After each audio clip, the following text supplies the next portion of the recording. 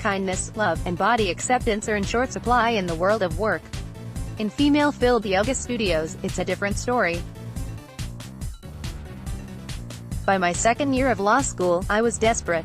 I was exhausted and racked with anxiety. When I woke up one day in excruciating pain and unable to move my head, I hobbled over to the University Health Center, where I got a big shot of muscle relaxers in my right flank. Over the next 2 weeks, I took my final exams in a cloud of prescription painkillers and Flexeril. The next semester, instead of signing up for my usual high-impact cardio or boxing class at the gym, I decided to try yoga. It stuck, and it made my neck feel better. More than a decade later, I have a regular practice and a teaching certification. And when I look around classrooms in cities from New York to Nairobi, I see people who feel familiar, ambitious, overextended, TypeA women. The kind of women who, like me, might have managed to displace a disc in their cervical spine just from stress. For a great many women, a yoga practice also offers a rare, largely female space where the ethos is one of treating your body with kindness. Women are exhausted, and we are flocking to yoga. Men also practice yoga, sure, and, predictably, they dominate the ranks of gurus and leaders and the kind of practitioners who brand their own names on their particular school, but in the United States, your average yoga class is filled with women. Your average yoga teacher is a woman. Your average aspirational Instagram yoga celebrity is a very limber woman in very expensive leggings. There's an impulse here to mock this dynamic of the lean-in woman in her Lululemon, because, I suppose, there's an impulse to mock just about anything beloved by ambitious young women who live in big cities, misogyny coded as class analysis. And there is certainly much to critique about our modern commodified yoga culture, the pyramid schemes disguised as teacher trainings, the yoga influencer, who is more interested in gymnastics and theatrics and posing for likes than teaching or any sort of mind-body connection, the cost, the embroidered couch cushion spirituality, the various ways in which the practice is now coded and marketed as for the white and wealthy.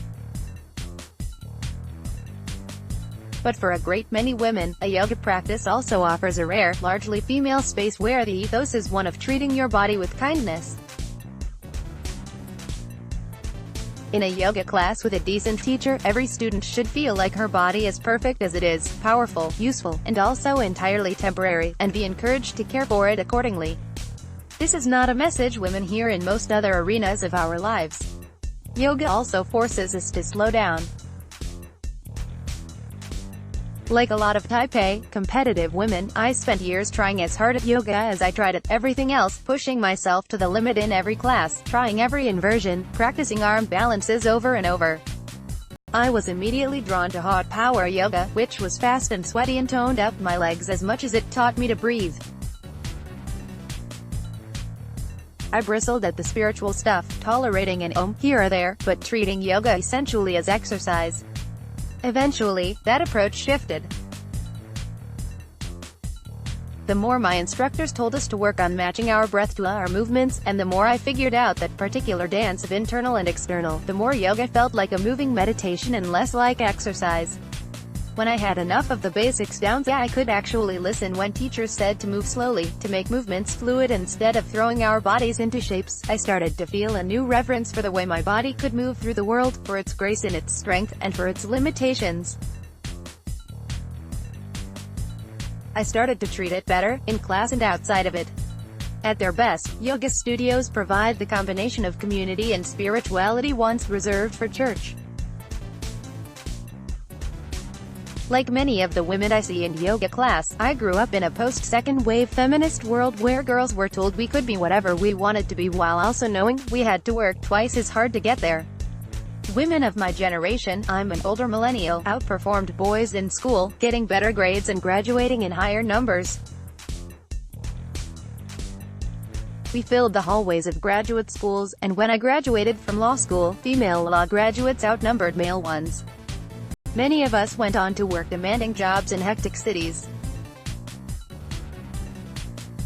We have children or partners or both, and probably a great group of friends, and maybe a pet or two. A lot of people need us, and much is asked of us. We are working ourselves to the bone in pursuit of absolute perfection and working even harder to make it all look effortless. Yoga is one of the only places where we can take an hour and be alone and silent, encouraged, even, to let our thoughts float away and concentrate only on breathing in, breathing out, and moving our bodies along that wave.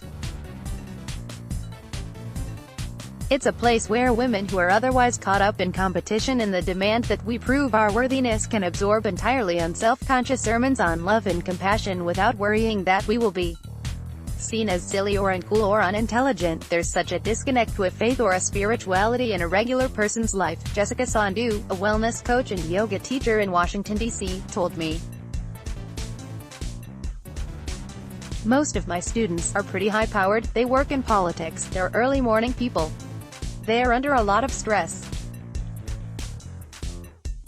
But yoga really affects the nervous system, and although they might not understand that while they're doing it, there is a yoga bliss, at their best, yoga studios provide the combination of community and spirituality once reserved for church.